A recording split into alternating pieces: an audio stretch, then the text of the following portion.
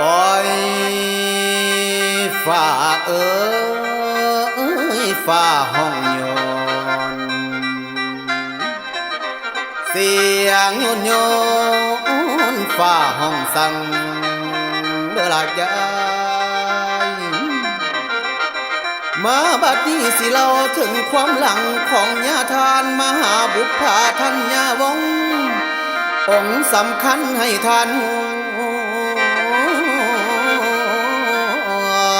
เป็นลำลองของกาวีเด้อยายเด้อเด้อคนฟังอ้อยน้ออ้อยนา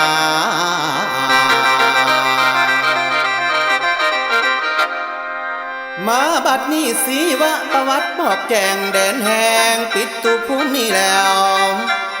ของญาทานองค์สำคัญซื้อบุพภาทัญญาวงศ์เจ้าน้ำสาญาเป็นเงาทาวโรพุทธวาสเกิดเมื่อเดือน12,938บอกแจงแถลงขอต่อก่อนลำสิหัวเว้าย้อนบ้านขนาดเมืองพนทองนี่แล้วคือตาแสงสักเมืองฝ่ายจำปะสักพุนเป็นบ้านควรเมืองคำดินแดนบ่อนกำเนิดเกิดในคันแม่ยุกพอนมมาสิบอกแจงมีบุตรด้วย4 คนอันว่าผู้เริ่มต้นคือญาทานบุพภานี่แล้วถ้าบารอนำมาหยดที่ทุกคนหูจักแจงแสวงหาความหูทางธรรมพุทธศาสตร์บวชเป็นจูแต่น้อยเพียงได้14 ปี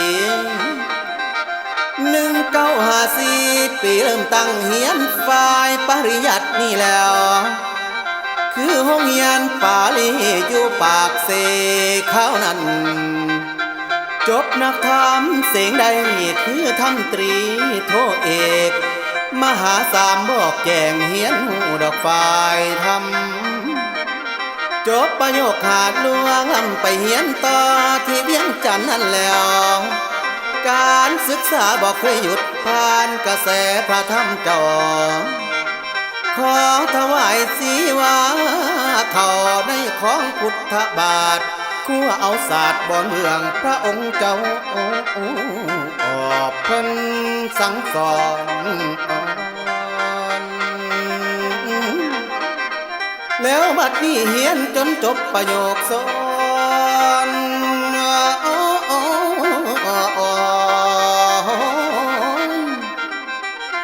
มาบัดนี้เฮียนจนจบประโยคสอน7-8 ผลสำเร็จนี่แล้วสุดท้ายคว้าเอาประกาศนียบัตรประโยคเก้ามามือฝ่ายปาลีสูงสันนั่นคือความหมายมั่นของอาจารย์ญาทานใหญ่บุพภาทัญญาวงศ์บอกไว้เดินหน้าฝ่ายพระธรรมสถาบันอีกซ้ำเติมต่ออีก2 ปีนั่นแล้วที่นครเวียงจันทน์ผ่านไปจนหมดเกลี้ยงยังเหลือเพียงความหูแดนไกลต่างประเทศคือเขตดินต่างดาวมโนแมงแม่นบอนหมายมาบัดนี้ในวาระสุดท้ายก็ไปต่อที่อินเดียนั่นแล้วพุทธภูมิดินแดนแห่งพระโคดมเจ้าเฮียนเอาภูมิปัญญาเข้าในของศาสตร์ต่างๆจนสำเร็จทุกอย่างวิชาการหอบหูพุทโธเจ้าเพิ่นสั่งสอน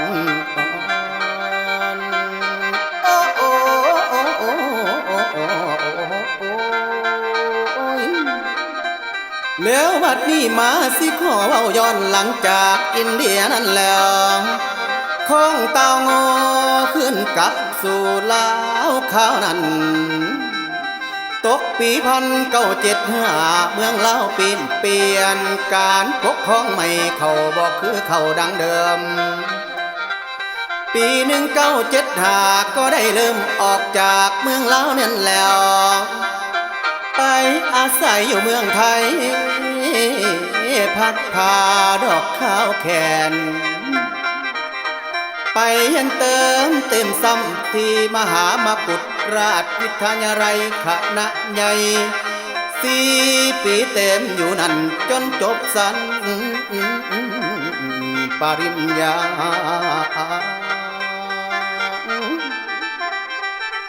มาบัดนี้จุดประสงค์แก้วกาอยากเข้าสู่อเมริกานั่นแล้วตัดปัญหาบอกกลับลา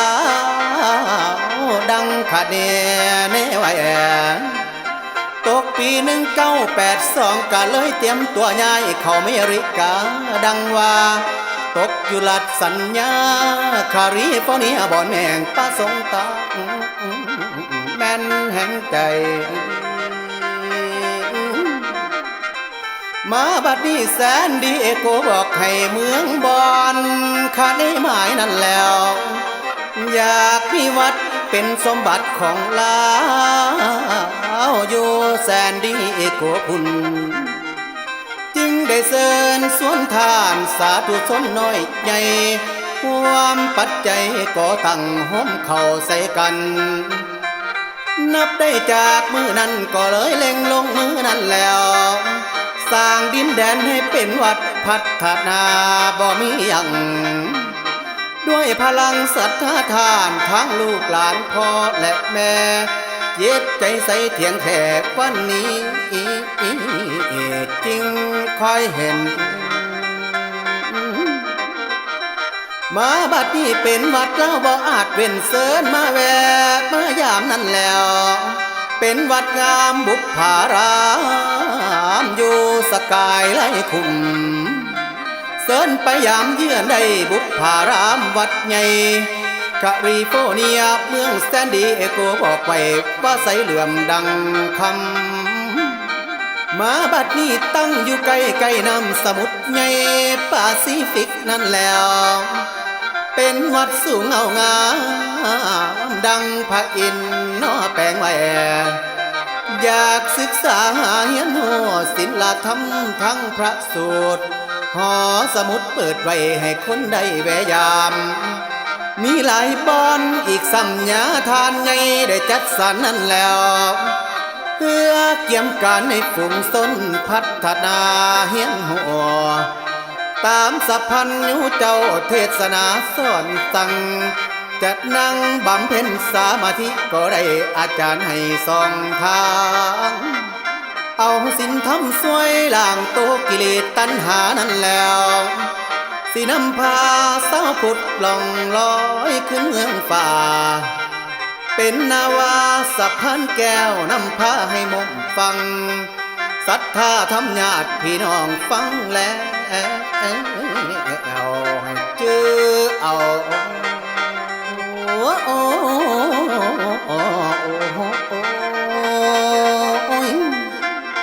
แล้วบัดนี้ตกมาฮอดบรรทายมีหลายอย่างคือผลงานนั่นแล้วของญาทานบุพภาที่ได้ทำทานไว้ทั้งปัจจัยวัตถุพร้อมมีหลายอันนับบอกไว้ทั้งพัทธสิมา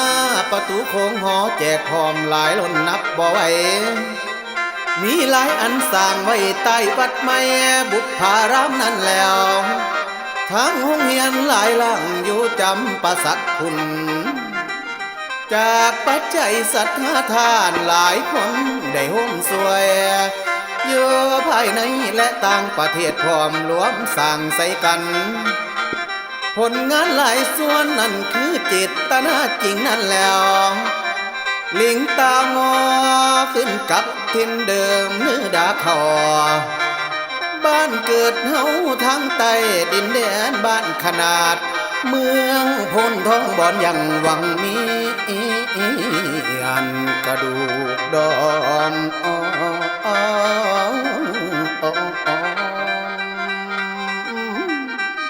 ม มาบัดนี้ใจนึกคิดอ้อมคอมอยากสร้างวัดป่าปุพพารามนั่นแล้วอยู่ดอนเทวดาวัดป่าปุ่นนอแปลงแหวมเป็นสมบัติเล่าไตสาราธรรมได้สนเพิ่ง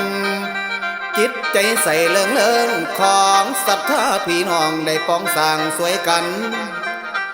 จนสำเร็จทุกด่านกุฏิใหญ่ศาลาธรรมนั่นแล้วดอกไฟงามเมืองใสหุงประกายเมื่อแลจองยามเหลียวมองอ้อยทา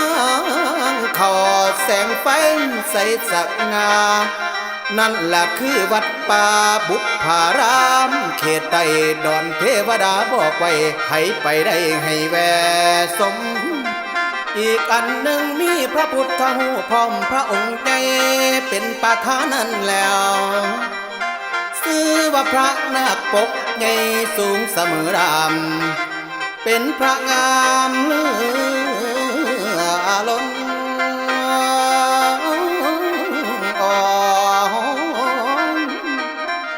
มาบัดนี้เป็นพระงามเหลือล้นคนไปมาได้แวะกราบเพื่อขอพรสิ่งเลิศล้ำได้สมแห่งปรารถนาขอเอาเส้นลุงและป่าศรัทธาได้แวะเสยสมนั่นแล้ววัดป่าบุพารามสักงามเหลือล้นให้ผู้สนใจสร้างโมทนาอยากท่านเติมบุญกุศลยิ่งสิเพิ่มสู้ขึ้นยิ่งจากเลิศ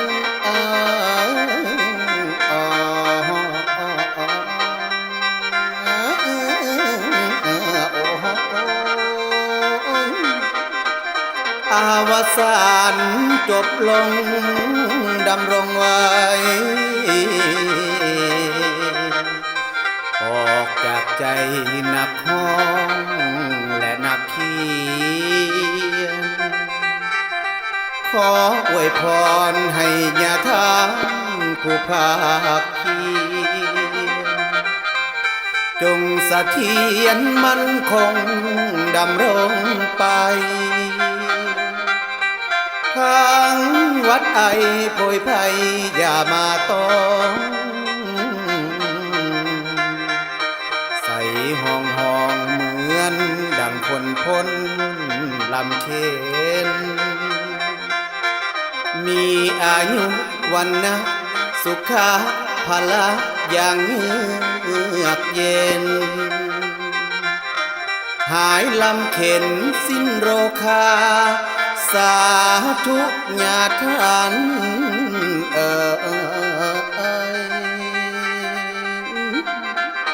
มาบัดนี้ขอลาลงเพียงนี้สบายดีเด้อทุกท่านด้วยกุศลผลทานขอให้น้ำสวยอยู่สู้คำให้แกนแข็ง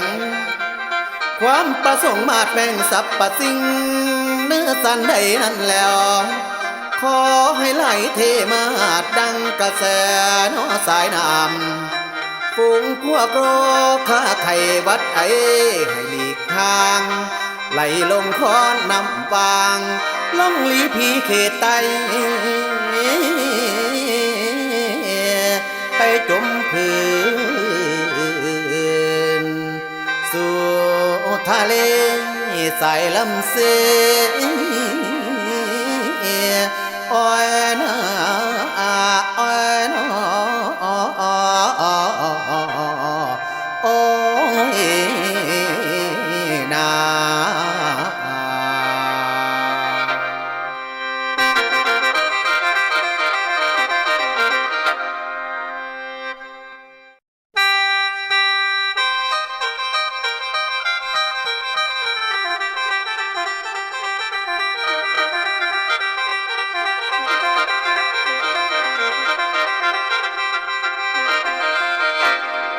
โอ้ยฝ่าเอ้ยฝ่าห้องโยนเสียงโยนโยนฝ่าห้องสั่งเดือดยาย มาบัดนี้สิเล่าถึงความหลังของญาทานมหาบุพาทัญญาวงศ์องค์สำคัญให้ทานเป็นลำลองของกาวีเด้อยายเด้อคนฟังอ้อยน้อโอ้ยนา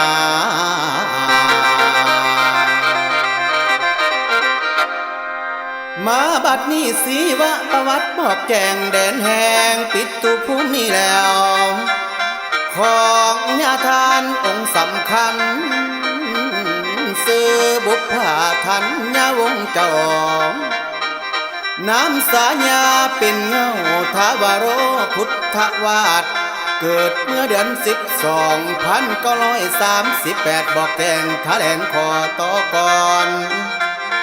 ลำสิหัวเว้าย้อนบ้านขนาดเมืองพนทองนี่แล้วคือตาแสงสักเมืองฝ่ายจำปะสักพุนเป็นบ้านควรเมืองคำดินแดนบ่อนกำเนิดเกิดในขั้นเมยุพอนมมาสิบอกแกงมีบุตรด้วย4 คนอันว่าผู้เริ่มต้นคือญาทานบุพผานี่แล้วถ้าบารอนำมาหยดที่ทุกคนหูจักแจงแสวงหาความหูทางธรรมพุทธศาสตร์บวชเป็นจูแต่น้อยเพียงได้14 ปี1954 ปีเริ่มตั้งเฮียนฝ่ายปริยัตินี่แล้วคือห้องเฮียนปาลีอยู่ปากเสเขานั้นจบนักธรรมเสียงใดคือทำตรีโทเอกมหาสามบอกแจงเฮียนหูดอกฝ่ายธรรมจบประโยคขาดลวงลำไปเฮียนต่อที่เวียงจันทน์นั่นแล้วการศึกษาบอกเคยหยุดผ่านกระแสพระธรรมเจ้าขอถวายสีวาเข้าในของพุทธบาทคู่เอาศาสตร์บ่เมืองพระองค์เจ้าออกเพิ่นสั่งสอนแล้วบัดนี้เฮียนจนจบประโยคสอน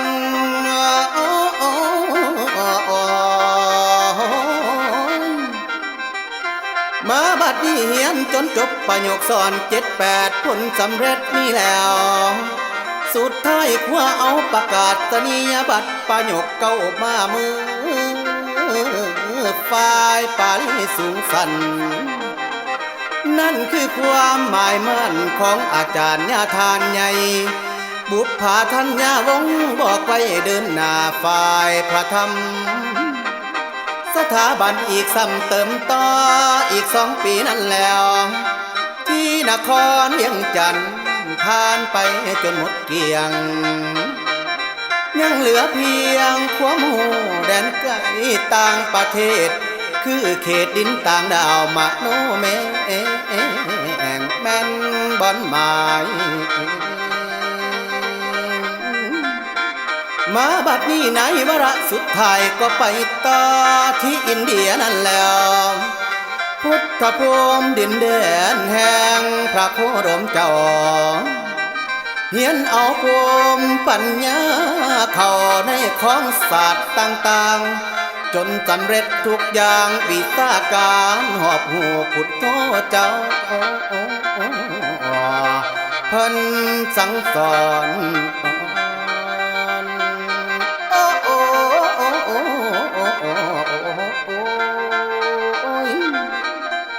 แล้วบัดนี้มาสิขอเว้าย้อนหลังจากอินเดียนั่นแล้วของเต่างอขึ้นกับสู่ลาวข้าวนั้นตกปี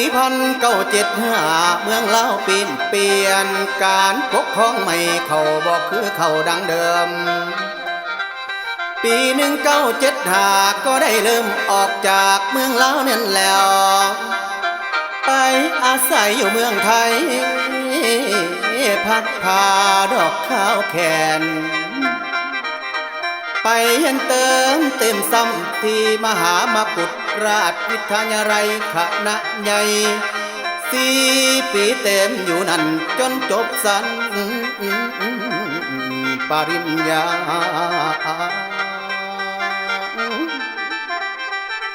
มาบัดนี้จุดประสงค์แก้วกาอยากเข้าสู่อเมริกานั่นแล้ว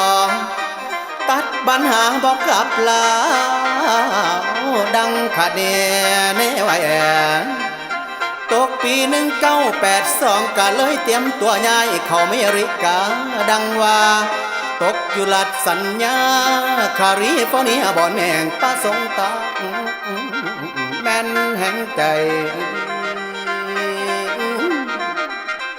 มาบัดนี้แสนดีเอโกบอกให้เมืองบอนคาได้หมายนั่นแล้วอยากมีวัดเป็นสมบัติของลาวอยู่แสนดีเอโกคุณจึงได้เชิญสวนทานสาธุชนน้อยใหญ่ความปัจจัยก็ตั้งห้อมเข่าใส่กันนับได้จากมือนั้นก็เลยเล็งลงมือนั้นแล้วสร้างดินแดนให้เป็นวัดพัฒนาบ่มีหยังด้วยพลังศรัทธาทานทั้งลูกหลานพ่อและแม่เย็ดใจใส่เถียงแขกวันนี้จริงคอยเห็นมาบัดนี้เป็นวัดแล้วบ่อาจเว้นเสินมาแวะมายามนั่นแล้วเป็นวัดงามบุพภารามอยู่สกายไล่คุมเสินไปยามเยือนได้บุพภารามวัดใหญ่แคลิฟอร์เนียเมืองแซนดิเอโกบอกไว้ว่าใสเหลื่อมดังคำมาบัดนี้ตั้งอยู่ใกล้ๆน้ำสมุทรใหญ่แปซิฟิกนั่นแล้วเป็นวัดสูงเอางามดังพระอินทร์นอแปลงแหวอยากศึกษาเรียนรู้ศิลธรรมทั้งพระสูตรหอสมุดเปิดไว้ให้คนได้แวะยามมีหลายบ่อนอีกสัมญาทานใหญ่ได้จัดสรรนั่นแล้วเพื่อเกี่ยมการในฝูงชนพัฒนาเฮียนหัวตามสัพพัญญูเจ้าเทศนาสอนสั่งจัดนั่งบำเพ็ญสมาธิก็ได้อาจารย์ให้ส่องทางเอาศีลธรรมสวยล้างโตกิเลสตัณหานั่นแล้วสินำพาสาวพุทธล่องลอยขึ้นเมืองฝ่าเป็นนาวาสะพานแก้วนำพาให้มงฟังศรัทธาธรรมญาติพี่น้องฟังแล้วเอาให้เจอเอา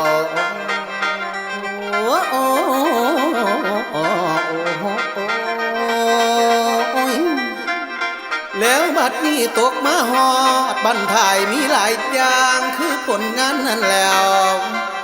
ของญาทานบุพภาที่ได้ทำทานไว้ทั้งปัจจัยวัตถุพร้อมมีหลายอันนับบอกไว้ทั้งพัทธสิมาประตูโค้งหอแจกพร้อมหลายล้นนับบ่ไหวมีหลายอันสร้างไว้ใต้วัดใหม่บุพภารามนั่นแล้วทั้งห้องเรียนหลายหลังอยู่จำปาสักคุณจากปัจจัยศรัทธาทานหลายคนได้ห่มสวยอยู่ภายในและต่างประเทศพร้อมรวมสร้างใส่กันผลงานหลายส่วนนั่นคือเจตนาจริงนั่นแล้วลิงตางอขึ้นกับทินเดิมเนื้อดาคอบ้านเกิดเฮาทางใต้ดินแดนบ้านขนาดเมืองพ้นท้องบ่อนยังหวังมีอันกระดูกดอน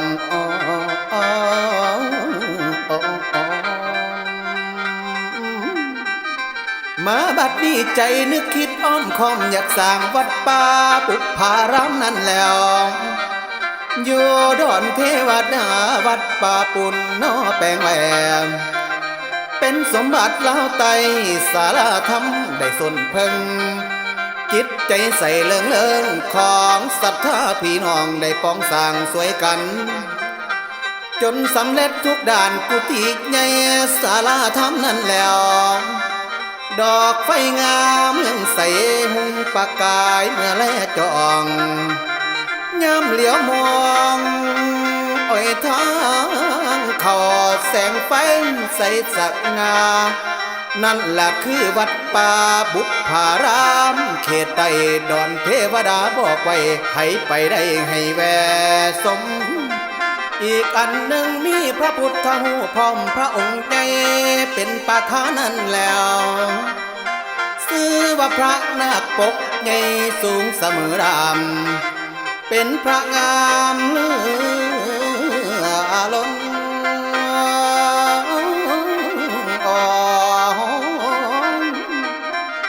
มาบัดนี้เป็นพระงามเหลือล้นคนไปมาได้แวะกราบเพื่อขอพรสิ่งเลิศล้ำได้สมแห่งปรารถนาขอ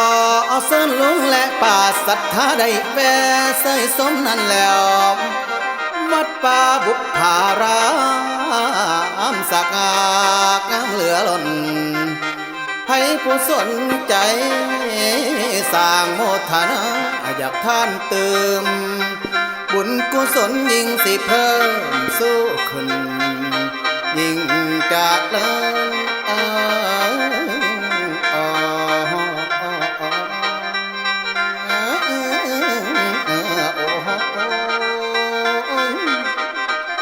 อาวสานจบลงดำรงไว้ออกจากใจนักห้องและนักเขียนขออวยพรให้ญาทานผู้ภาคเพียรจงเสถียรมั่นคงดำรงไปทางวัดไอโพยภัยอย่ามาต้องใส่ห้องเหมือนดังคนพ้นลำเค็นมีอายุวันนะสุขาภละอย่างเยือกเย็นหายลำเข็นสิ้นโรคาสาธุญาทาน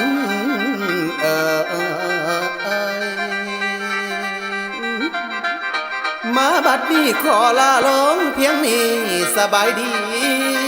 เด้อทุกท่านด้วยกุศลผลทานขอให้น้ำสวยอยู่สู้คำให้แก่นแข็ง